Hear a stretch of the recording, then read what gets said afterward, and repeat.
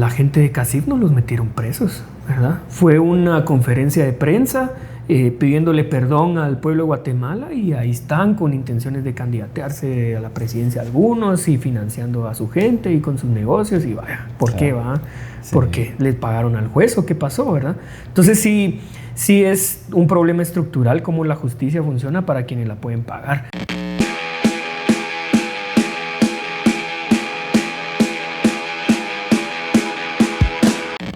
¿Qué tal? Bienvenidos a su podcast Mala Fama. Otra vez, Samuel, ¿cómo estás? Bien, qué gusto saludarte a inicios de año. Ya 6 veces, ¿verdad? Ya se volvió una costumbre ahí para la gente que anda ahí pidiendo más, Samuel. Aquí está. Contame cómo ves el tema de seguridad, así entremos de una vez al...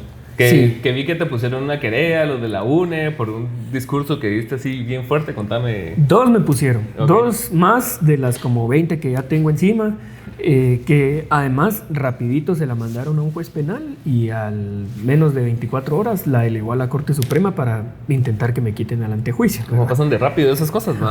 Sí, va, pero si a alguien le roban un teléfono, ahí sigue dormido en el MP la denuncia, ¿verdad? Sí. Entonces, bueno, ese es un gran problema.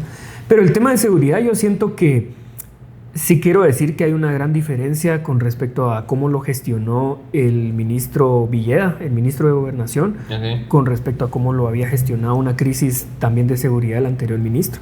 Creo que el ministro actual ha estado a la altura, ¿verdad? Controló en un ratito los motines en 3 cárceles, ¿verdad? Y nos permitió suficientes elementos aquí en el Congreso para aprobar sin mucho trámite el estado de sitio que necesitaba el presidente y el ministro también, para tomar de nuevo el control de las cárceles sin ningún tipo de piedad ni consideración, que yo creo que es lo que había que hacer, ¿verdad? Ahí vimos las fotos de este familiar de Sandra Torres, de Lobo, y el resto de reos que estaban llamando públicamente un golpe de estado desde las cárceles, un preso. Imagínate. Sí, no. Entonces, pero yo creo que el estado de sitio ha permitido devolver cierta certeza de que ya hay un poco más de condiciones de seguridad. Igual los objetivos lamentablemente eran policías, ¿verdad? No era tanto la ciudadanía, pero aún así creo que se ha retomado muchísimo el control del tema de la seguridad. Yo lo interpreté también como que el mandar un mensaje, ¿no? Como que tal vez, o sea, esas son especulaciones y chismes, ¿verdad? Pero como que el anterior ministro era bastante permisivo o incluso hasta tenía ciertos tratos con ciertas cabecillas ahí y que vivían cómodos hasta que como que se rompió ese pacto a la hora que se escaparon los reos y pasó todo lo que pasó. Entonces como que ya los tienen un cacho más cortos y también era un mensaje político, como vos decís, de ciertos actores ahí que siempre coinciden, ¿verdad? Claro. Como Sandra, como Fundaterror y como todas estas personas. Correcto. Que a la larga decís vos, bueno, o sea, esto es... Y el hecho que hayan atacado policías y no sociedad civil te dice que es un mensaje, claramente, claro, ¿no? Totalmente, y yo creo que lo importante es cómo atamos todos estos cabos sueltos, ¿verdad? Porque tienen un objetivo político, no es solo un objetivo de generar caos y hacer berrinche porque no tienen la cama grande que quería el Lobo, el aire acondicionado, de nuevo teléfono celular, qué sé yo.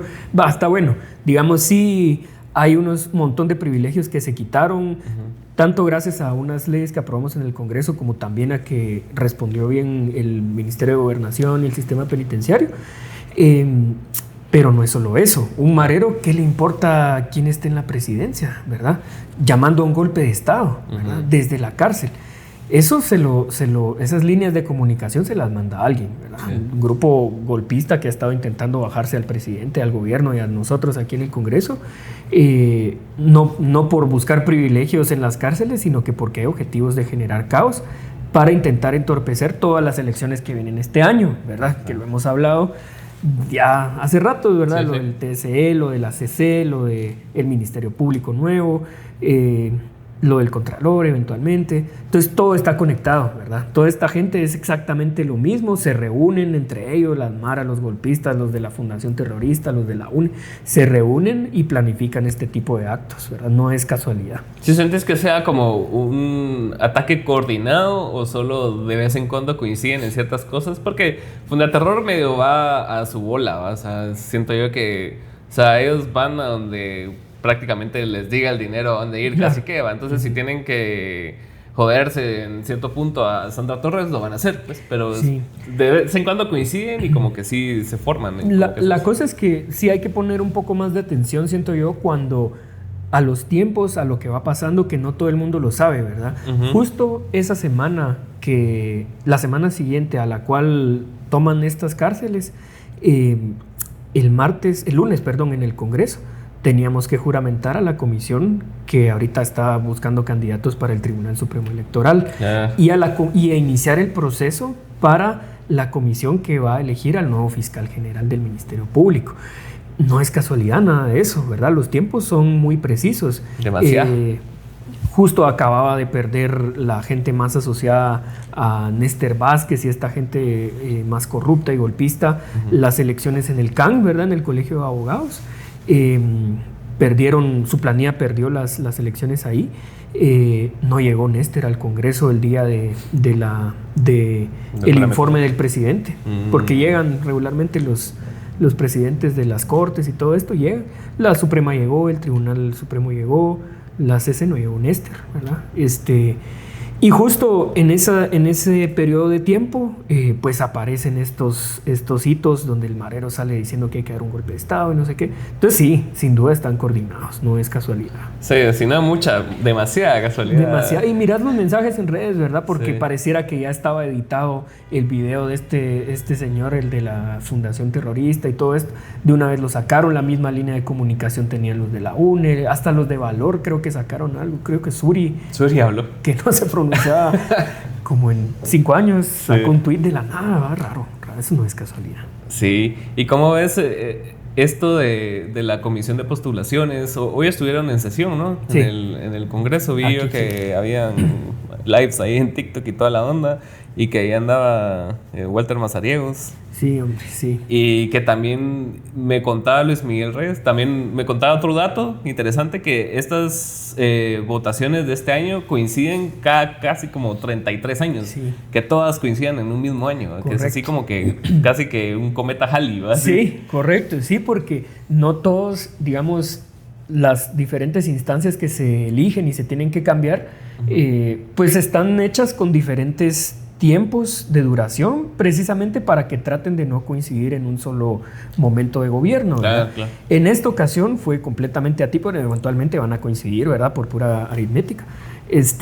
Y justo en este gobierno pasa que se cambia absolutamente todo, no queda nada de lo viejo. Y el TSE va a ser el mismo que regule el siguiente año y las siguientes, ¿no? Ajá, son 2 procesos de elecciones que va a tener el Tribunal Supremo Electoral que se elija ahorita. ¿Y cómo ves esto de la comisión de postulaciones y que también el tema de las universidades nuevas que están vinculadas a Walter? Sí, porque Mazariegos, digamos, yo creo que eso sí hay que revisarlo en la ley, ¿verdad? Creo que hay una reforma que hay que empezar a pensar en varios sentidos, ¿verdad? Primero, que es Walter Mazariegos el que decide cuáles universidades se crean y cuáles no se crean. Y decidió crear 2 en este proceso. Claro. Una que se llama Juan José Arévalo, ¿verdad? Casi que mandándole un mensaje al presidente o qué sé yo. Sí. Y otra que no me recuerdo el nombre, Americana, una cosa así, para tener un voto más en rectores, que son los que integran la comisión de postulación para elegir fiscal general, los que votan para elegir un representante aquí en la del TSE, y tienen muchos espacios de poder, ¿verdad? Sí. Entonces sí, es un problema, ¿verdad? Es un problema porque te genera un desbalance. Más allá de eso, yo te diría que sí hay que cambiar el modelo de comisiones de postulación. Eso no va a pasar ahorita, pero bueno, mientras tenemos estas reglas del juego, hay que jugar en esa cancha. Y creo que sí hay que ponerle mucha atención a lo que hagan particularmente el decano de las representantes de las universidades privadas, el rector, que además ahí sigue habiendo una gran duda sobre por qué un ministro de culto como él está integrando la comisión de postulación del TSE. No se puede, eso no se puede. Más cuando ha sido una persona nefasta, pues, desde el momento en que llegó y tomó la universidad, digamos.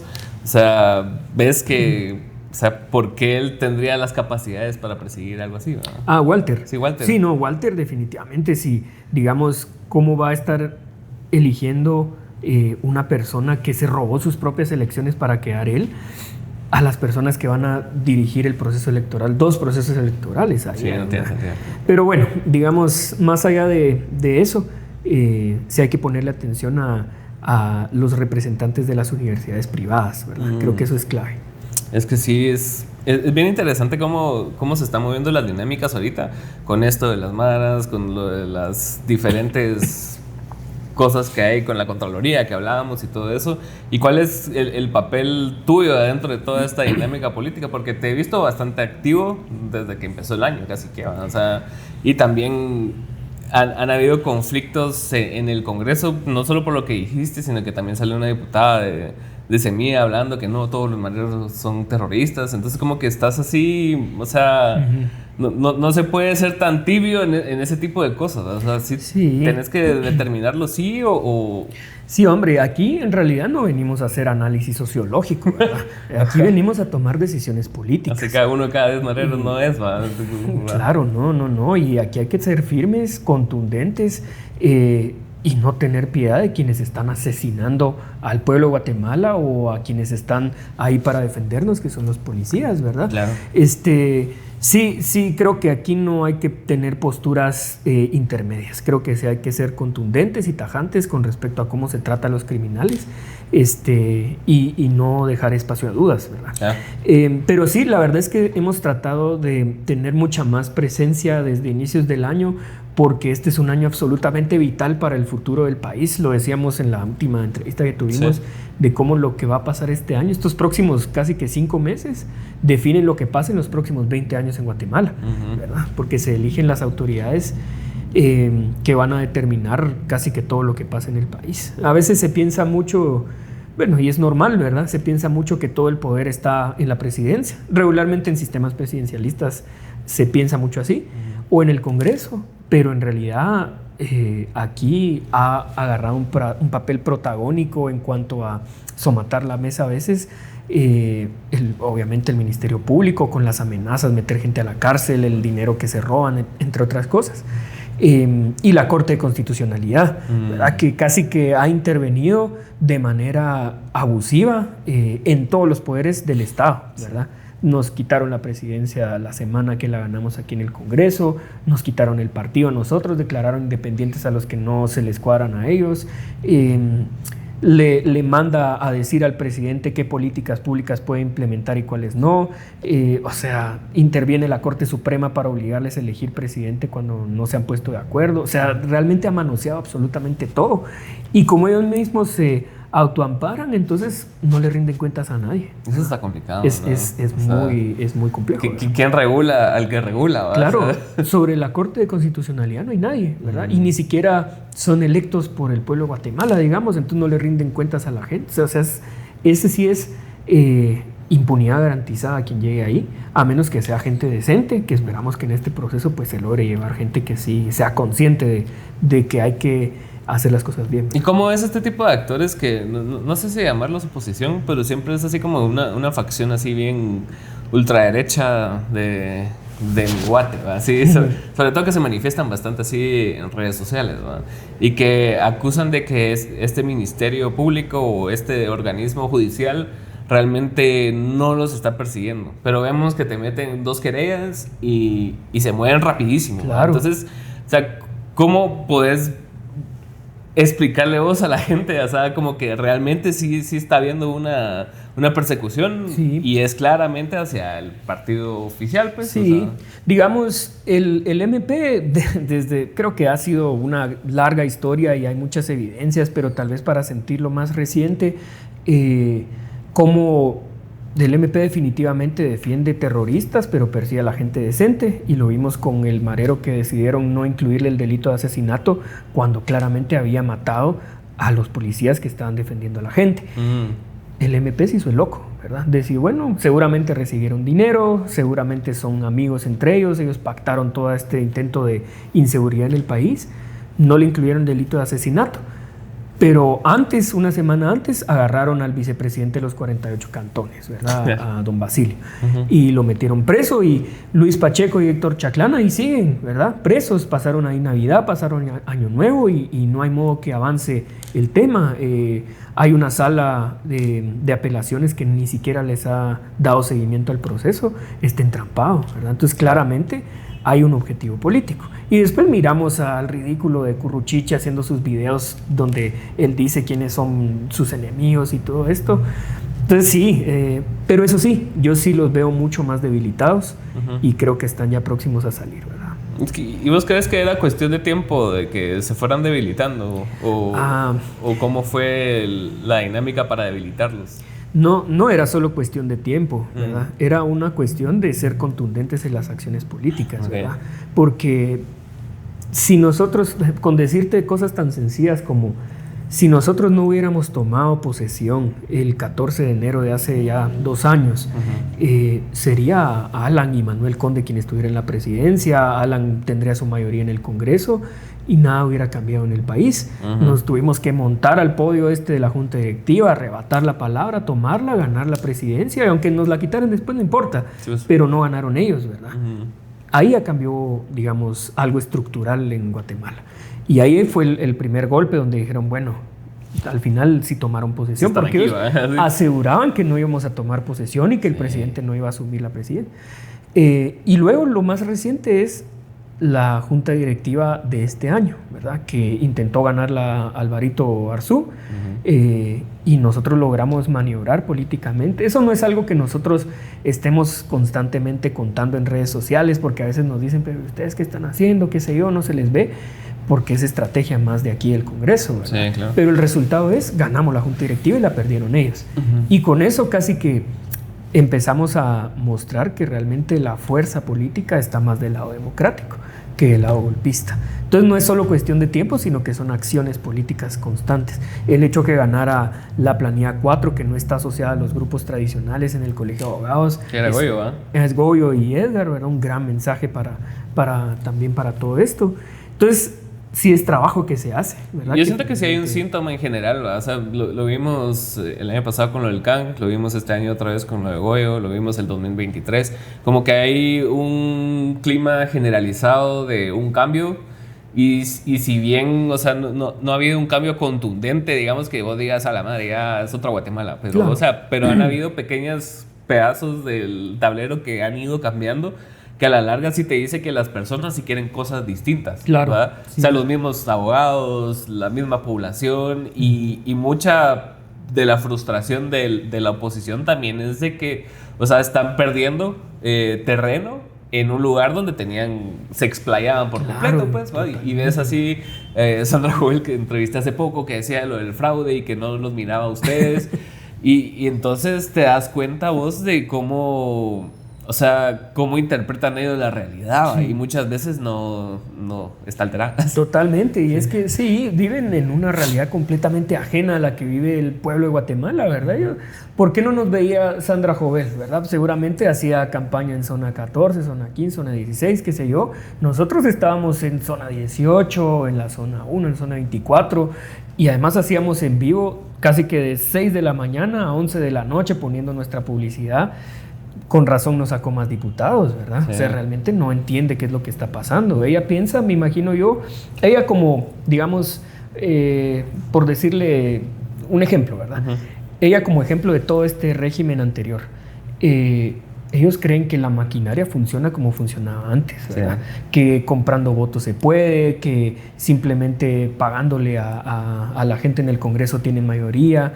Y ella me disputó la presidencia el 14 de enero y la perdió. Y no lo podía creer, ¿verdad? Porque no entienden que las cosas están cambiando en Guatemala, sí. Y que ellos ya no caben, ¿verdad? Eso sí está bien difícil, ¿verdad? ¿Vos crees que, o sea, que cuando te volvés obsoleto, te das cuenta o simplemente solo te pasa la vida así por un lado? ¿Cómo esta interpretación es? Yo también siento que es gente que lo ha tenido muy fácil, ¿verdad? Que no sabe, que no es orgánico, ¿verdad? Que seguramente pagan net centers y están viendo cómo nos atacan y ven, por ejemplo, sacamos nosotros un video y se vuelve súper viral y ellos han de pensar, esto esto no es real, ¿verdad? Esto no es orgánico, seguramente le pagaron, seguramente tienen comprados a los medios de comunicación, seguramente tienen bots y net centers por todo.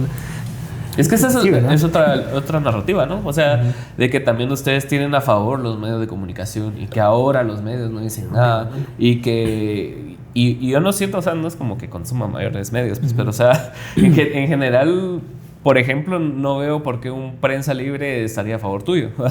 No lo está, ¿verdad? O sea, siempre a veces hasta portadas tiran en contra o cosas así, no están a favor los medios. Los medios son medios, ¿verdad? Y está bien que informen y que existan y está genial, pero no están subordinados al poder político de parte nuestra, ¿verdad? Claro.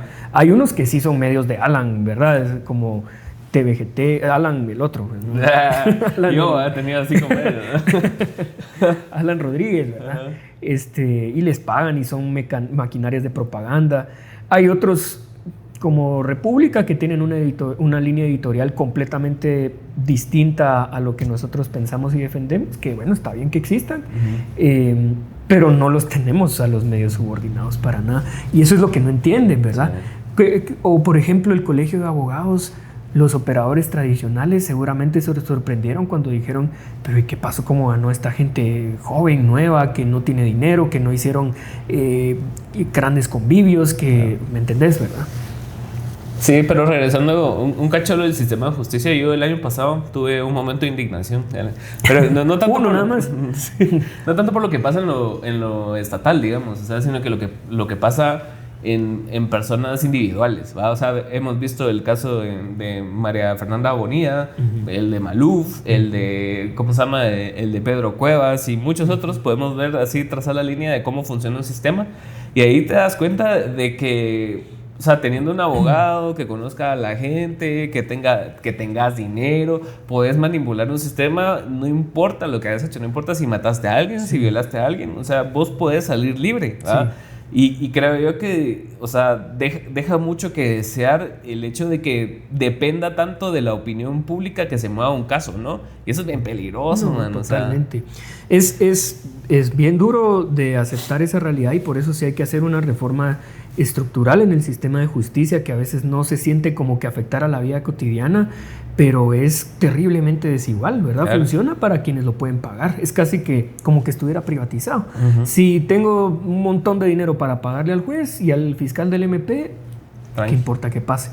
Incluso en los momentos, imagínate, ¿verdad? En los momentos en los cuales el sistema de justicia estaba un poco pasando una gran crisis, que estaba la CICIG, ¿verdad? Que con sus aciertos y fracasos y lo que sea, ¿verdad? Pero estaba la CICIG y era un actor casi que hegemónico, digamos, en el sistema de justicia. A la gente de CACIF no los metieron presos, ¿verdad? Fue una conferencia de prensa pidiéndole perdón al pueblo de Guatemala y ahí están con intenciones de candidatearse a la presidencia algunos y financiando a su gente y con sus negocios y vaya, ¿por qué va? Sí. ¿Por qué? ¿Les pagaron al juez o qué pasó, verdad? Entonces sí es un problema estructural cómo la justicia funciona para quienes la pueden pagar. A veces miras casos indignantes como una persona que digamos, la meten presa porque se robó, qué sé yo, una gallina o algo así, 10 años preso, hermano, ¿por qué? Sí. Y Sinibaldi y toda esa gente libre, ¿verdad? ¿Cierto? Entonces sí hay que hacer una reforma estructural al sistema de justicia y que realmente sea completamente imparcial, que haya gente profesional, que sea un prestigio llegar a impartir justicia en el país y que no se meta presos a los adversarios políticos. ¿Y vos alguna vez te acordás de haber visto al país así como está ahora, de cómo una fuerte oposición está tratando constantemente de truncar a un gobierno? O sea, ¿te acordás en algún momento? Porque el año pasado empezamos también con lo del seguro o lo de los basureros, pero sí fue el año pasado, ¿va?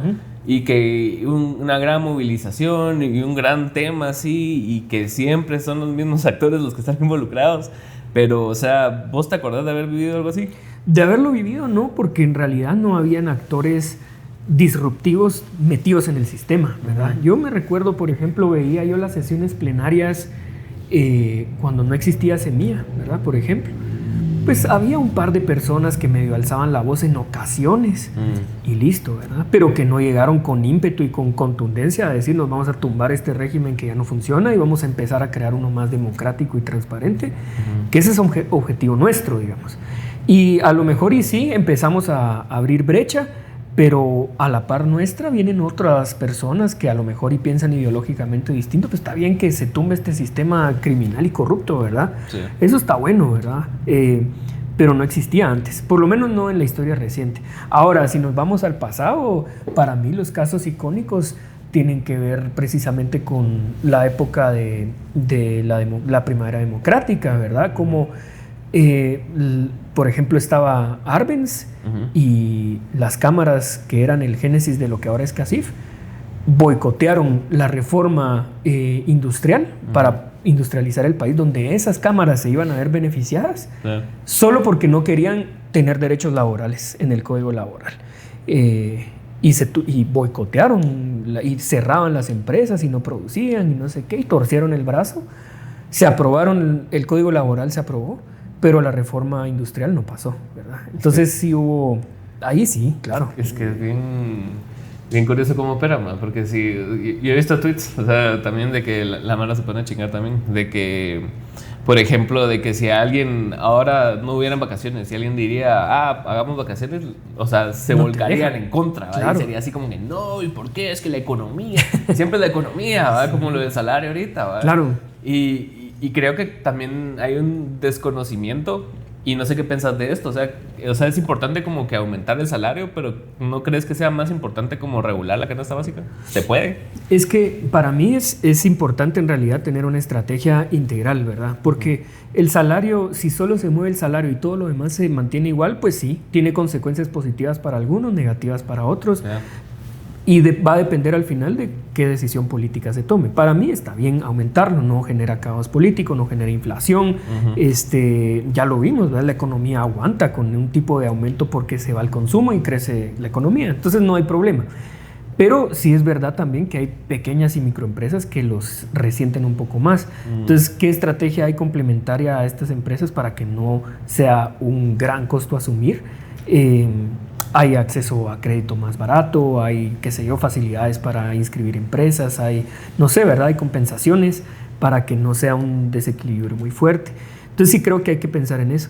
Y luego que en realidad aquí apenas se habla de economía y está plagada de mitos que son absolutamente mentira, ¿verdad? Como por ejemplo, yo me recuerdo que cuando propusimos durante la pandemia que fuera el Banco de Guatemala el que financiara los programas de COVID, al final así se hizo y dijeron no, que va a haber inflación por las próximas décadas y no ocurrió. Hay que saber un poco más de economía y tener sustento sobre lo que se hace porque si no simplemente se protegen algunos privilegios y después se le moldea cierta o se le reviste de alguna narrativa técnica que en realidad es mentira. ¿Y crees que es desconocimiento o mala intención? Es mala intención. Es mala intención y bueno, y hay mucha gente ignorante en espacios de toma de decisiones, pero hay mala intención, ¿verdad? Hay un modelo económico que en Guatemala lo que hace es defender privilegios de unos poquitos, ¿verdad? Y sobre todo el de las cámaras, o sea, yo te lo juro, o sea, se lo he preguntado así incluso a Otto Pérez, así, gente así, de la injerencia del CACIF o por qué un presidente se tiene que reunir tanto con un actor que realmente no es relevante, o sea, sí es relevante, pero no debería ser relevante a la toma de decisiones. Pues, o sea, es importante escucharlos porque son un sector de la población, etcétera. ¿Va? Claro. Pero no debe pesar más la opinión de esta gente que a la larga te trunca muchas cosas porque solo velan por sus intereses. Así es, correcto. Y sus privilegios. Sí, por eso, digamos, para mí era tan importante por lo menos posicionarnos con respecto a que no deberíamos crear leyes nuevas que incluya a CACIF en la toma de decisiones, porque no es democrático, ¿verdad? Hay un gran conflicto de intereses, es solo reproducir el mismo modelo que le permite acceso a información privilegiada que no tienen los verdaderos empresarios y bajo esas condiciones tienen que competir. No se puede, ¿verdad? No es justo, no está bien. Entonces, que exista CACIF, pero fuera del Estado, ¿verdad? Y que se dediquen a lo suyo como cualquier otro actor de la sociedad más, pero no tomando decisiones políticas, ¿verdad? Imagínate. Es que ¿cómo vas a separarte de tu interés personal a la hora de una decisión política? Imposible. Es imposible, o sea, ni siquiera muchos diputados, o sea, lo pueden hacer, ¿me entendés? O sea, prefieren como licitar una empresa personal a la hora de construir algo que venir y hacer una licitación verdadera, pues. Claro, pero digamos los diputados explícitamente muestran cuál es su posición política y el pueblo de Guatemala decide si los vota o no, pero CACIF no. O sea, yo no puedo decidir si va CACIF o no a una cámara porque defiende mis intereses o no, si yo soy un pequeño empresario de alguna industria en particular y no está representada en CACIF, y ahí están en 68 instancias del Estado, no, ¿verdad? Es que sí es complejo. Sí. ¿Y cómo viste ya es algo tarde, pues, pero el tema de Venezuela? Hemos estado hablando de eso últimamente también, pero contame ahí, porque... Hay una intervención reciente en Davos del primer ministro canadiense que me pareció genial, ¿verdad? Que fue más o menos difundida, si la pueden ver, está muy interesante, porque hay un reconocimiento explícito de cómo se rompe el orden mundial, ¿verdad? El orden mundial basado en reglas, en respeto mutuo, en soberanías, en este tipo de cosas, lo rompe una persona como el presidente Donald Trump, que, digamos, sin hacer un juicio de valor, ¿verdad? Puede ser bueno o malo, pero lo rompió, ¿verdad? Y creo que sí, pues las reacciones han sido adecuadas en cuanto a la proporción de lo que se hizo. Aunque yo particularmente creo que sí estuvo muy bien que Maduro salga de Venezuela, ¿verdad? Yo creo que era un dictador vinculado seguramente al narcotráfico y tenía en la miseria a todo el país. Pero sí hay un reacomodo de cómo se lleva el orden internacional, ¿verdad? ¿Y por qué crees que desde la invasión ya no se volvió a mencionar el narcotráfico? ¿No viste que de repente era así todo, sí, el cartel de los soles y que Maduro lo así, que no sé qué? No estoy diciendo que no, pero también de repente esa narrativa ya murió, solo lo agarraron y fue así. Lo que pasa es que, digamos, si nos ponemos más exquisitos, el tema de las drogas y el narcotráfico es más control territorial de Estados Unidos que realmente un problema de salud pública, ¿verdad? Porque aquí sería imposible, en Guatemala sería, o en algún país latinoamericano, por no ponerle nombre, sería imposible que se aprueben leyes similares a las que tienen algunos estados en Estados Unidos, de consumo, de tenencia, de deportación de drogas, ese tipo de cosas, o estudios recreativos. No se podrían, no lo permitirían, ¿verdad? Porque es más una excusa de control territorial. Y bueno, así son las cosas, ¿verdad? Claro. Es un país hegemónico absolutamente y estamos en su esfera de influencia y pues bueno, esa es la realidad que nos toca vivir. Es que es complejo, ¿no? O sea, sí, o sea, también como que tratar de separarse de esa potencia es imposible. Es imposible. Es como que Ucrania se separe de Rusia, o sea, es absolutamente imposible. Correcto, sí. Y siento que también en este momento histórico que estamos viviendo, también estamos viendo cómo se van cayendo las máscaras que por mucho tiempo hubo, ¿no? ¿No sentís? O sea, como que ya las personas y los políticos en ese sentido son más frontales a la hora de comunicar, ¿no? Porque no sé si viste vos previo a la invasión a Venezuela, como que habían videos así tipo Jon Stewart y toda esta gente que hacía como que ponían un footage de George Bush y un footage de Donald Trump y de su gente y todos estaban diciendo el mismo discurso. Hace 20 años con Afganistán, igual ahora. Pero el de ahora era un cachito más frontal, ¿va? Era decir, pues, él es más así, bueno, voy a invadir Groenlandia, ¿va? Y claro, la gente solo como, no se puede, ¿va? Pero igual ves que no importa si tenés el poder político, el poder bélico y el dinero, ¿va? O sea, sí, son estilos, ¿verdad? Pero yo creo que precisamente alguien como él sí rompe completamente con todos las formas tradicionales de hacer comunicación y sobre todo en relaciones internacionales que son regularmente mucho más cautas en ocasiones, ¿verdad? Porque la diplomacia suele ser así, ¿verdad? Es mucho más cauta, es mucho más estratégica y cada palabra está regularmente bien colocada para evitar que se interprete de otra forma. La política doméstica suele ser mucho más agresiva y más radical. Él no, ¿verdad? El estilo es completamente distinto, pero además sabe que lo respalda el poder de todo tipo, cultural, económico, militar, etcétera, que tiene. Israel. Entre otras cosas, ¿verdad? Pero sí es, digamos, una nueva era para las dinámicas internacionales. Pero hay que ponerle atención al primer ministro canadiense. Yo creo que es interesante lo que dice, cómo están los grandes imperios, ¿verdad? Digamos, hegemónicos, ¿verdad? China, Rusia, Estados Unidos, qué sé yo.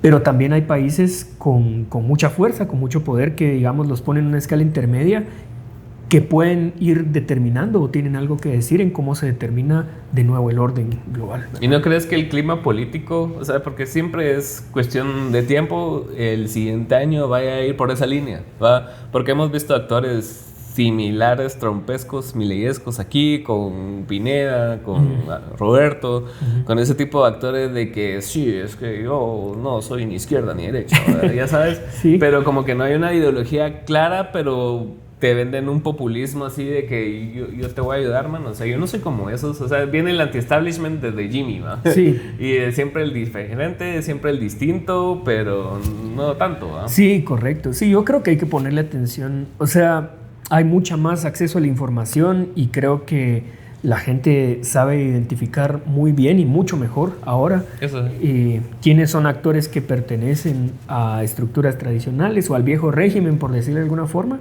y quiénes no. Y yo creo, lo que sí es que creo que está en disputa, ¿verdad? Ahorita no hay una tendencia muy clara que nos diga este es el perfil que va a ganar las próximas elecciones. Estamos en un escenario muy incierto porque creo que el país está en un proceso de transición, ¿verdad? El gobierno del presidente Bernardo, para mí, es un proceso de transición, ¿verdad? En el que empieza a morir el viejo régimen y empieza a surgir uno nuevo, pero que no se va a consolidar, ¿verdad? Y esa disputa sí va a ocurrir en las próximas elecciones. Y quien gane esa, lo más probable es que le empiece a imprimir un poco su sello. Entonces, si al final queda en la presidencia y tiene cierta mayoría en el Congreso, alguien como Carlos Pineda, por decirte así, que pues es un tipo volátil, agresivo, un poco más violento, vinculado con otro tipo de estructuras criminalescas, pues a lo mejor y esa es la hegemonía nueva que se empieza a crear. Entonces hay que poner mucha atención a quienes están en la próxima contienda electoral. Y ahorita también hay una crítica constante que les hacen ustedes en Semilla, que he notado yo, por ejemplo ahorita con el estado de sitio, que ustedes, Semilla, Raíces, el gobierno, Sí. con el estado de sitio, de que pues, o sea, cada vez que ustedes aprueban algo que se parece a algo de otro gobierno, porque no puede ser de otra forma, ¿no? O sea, no te puedes inventar otro nombre, ¿va? Ajá. Y como que está la crítica de, no, pues, ya sabes, como que ustedes antes se quejaban de otra cosa y ahora es lo mismo, como que van jugando esa narrativa o discurso de que son hipócritas, ¿va? De que vienen y antes apoyaban otras cosas y ahora no. Decime, ¿cómo explicarías este nuevo estado de sitio, ¿va? Claro. O sea, y cómo es más transparente que otros, ¿no? Sí, para mí, en realidad, los estados de sitio o este tipo de cosas son instrumentos de poder. Los presupuestos, los estados de sitio, entre otras cosas, nadie se inventa nuevos instrumentos, ¿verdad? No estamos inventando nuevos instrumentos. La cosa es a las manos de quién van a caer esos instrumentos y hay que ponerle mucha atención fina a los detalles, ¿verdad? Nosotros, cuando estaba la pandemia, aprobamos estados de sitio porque sabíamos que era lo correcto de hacer, ¿verdad? Incluso aunque estuviera Yamatei ahí, pues había una persona más o menos mucho mejor capacitada que él para llevarlo, que era Edwin Asturias, creo yo, bueno, de Coprecovid, y se necesitaba tener restricciones a la movilidad, ¿verdad? La cuestión es que era importante, no le aprobamos todos, obviamente, los primeros sí lo hicimos, pero eran instrumentos que se necesitaban. Ahora, el presidente Bernardo manda un estado de sitio ante una evidente crisis de seguridad, que además está dando resultados al ratito, pero no le manda, por ejemplo, detalles como se va todo por compras por excepción y hay opacidad y no hay mecanismos de transparencia, este tipo de cosas que sí mandaba Yamatei en los últimos estados de sitio que mandó. Se puede hacer eso, o sea... Claro, el estado de sitio limita, digamos, un montón de garantías constitucionales. No, sí, pero se puede como que expresamente decir que la opacidad o simplemente era cuestión de Yamatei hacerlo así. Él decidía que no le incluía mecanismos de transparencia. Eso, correcto. Ajá. Aquí no, aquí el tema era hay que tener ciertas restricciones a la movilidad o darle garantías a los policías para que hagan su trabajo o al ejército, qué sé yo, pero hasta ahí, ¿verdad? Hasta ahí súper acotado, muy bien hecho, no se modificó casi nada en el Congreso, un par de cosas le cambiamos y listo, y ahí está y está funcionando. Ahora, los anteriores eran para robar directamente, iban a las manos de un criminal que estaba en la presidencia, con un gabinete lleno de delincuentes, con el Congreso comprado, con la fiscal general de su lado, que no lo iba a investigar nunca, con los jueces que él puso. Es muy diferente, ¿verdad? El instrumento es el mismo, ¿verdad? Y seguramente en todos los gobiernos va a estar ahí el estado de sitio como una opción. La cuestión es a quién se lo estamos dando, ¿verdad? Sí. Es diferentísimo. Sí, y yo siento que también, como hablábamos de la mala intención, de poner así la mancha dentro de cualquier cosa que ustedes hagan. Y es también de las virtudes, de lo rico de ser oposición. Sí, muy fácil. Eso de decir así, no, eso no. Claro, sí, claro. Es muy fácil. Nos ha tocado, hay algunos que son muy difíciles de explicar y a lo mejor tenemos que hacer un esfuerzo extra porque no lo hemos hecho lo suficiente para explicar los detalles, ¿verdad? Pero, por ejemplo, los presupuestos, ¿verdad? A lo mejor... ¿cómo explicamos que ahora el dinero se está convirtiendo en remozamientos de escuelas, que se está convirtiendo en pisos de cemento y no de tierra para las familias en extrema pobreza, que se está convirtiendo en mejores condiciones para la policía, para los maestros? Es difícil, ¿verdad? Porque no es que lo vea yo en mi vida cotidiana, pero es completamente distinto a lo que se aprobaba antes. Antes aprobaban miles de millones para infraestructura, que ni siquiera hacían ni remozamientos ni nada. Lo que hacían era robárselo completo y lo usaban para campaña. Y eso fue lo que hicieron. Ahora no pasa eso, pero ¿cómo lo explicamos? ¿Verdad? Es un poco complejo. Sí, tampoco te puedes echar así 700 videos explicando cada tema que claro, estás haciendo, claro. ¿verdad? Sí, exacto. Pero sí, gracias Samuel. ¿Hay algo que querrás agregar ahí a tu audiencia? Pues nada, muy importante ponerle atención a lo que pase en las comisiones de postulación. Ya próximamente en febrero vamos a estar recibiendo expedientes para quienes quieran lanzarse a ocupar un espacio en la Corte de Constitucionalidad en el vía del Congreso.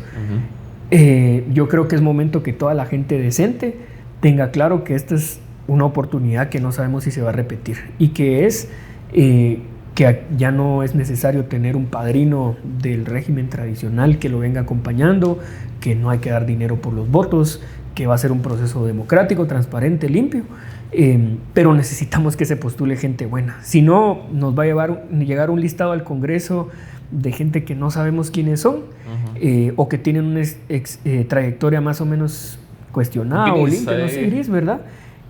Y no podemos meter más gente, es lo que nos llega al Congreso, pero la cuestión es que participe la gente decente, buena, democrática. Este es el momento, ¿verdad? Así que, pues no, animarles a los profesionales y a las profesionales que se lancen a ocupar espacios importantes. Hay como una resistencia ahí también, ¿verdad? De las personas del sector privado, de que dicen, o sea, no les gusta mucho. Pero pues bueno, muchas gracias. No, qué gusto. Por tu tiempo y qué gracias gusto, por